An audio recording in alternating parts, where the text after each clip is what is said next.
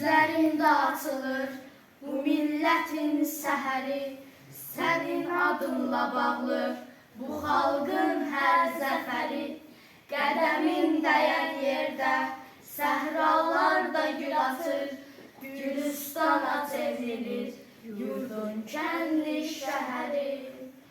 Günəş doğur elə bil, harda çəkilir adın, dosta fəxarət gəlir, gözü kör olur yadın.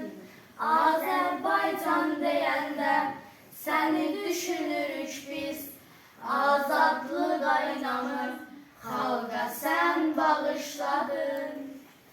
Sən elə bir zirvəsən, küləklər neyləyəcək, dünənim bugünümsən, səninlədir gələcək.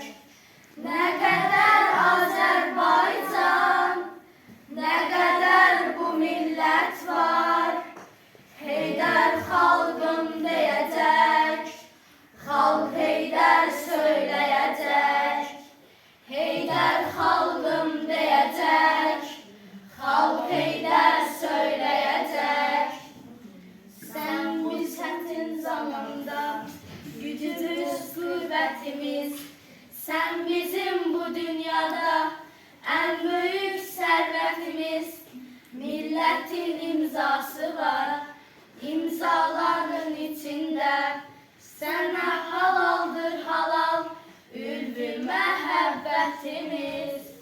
Sən bu çətin zamanda gücümüz, qüvvətimiz, sən bizim bu dünyada ən böyük sərvətimiz. Millətin imzası var, imzaların içində, sənə halaldır halal, ülvi məhəbbətimiz. Sən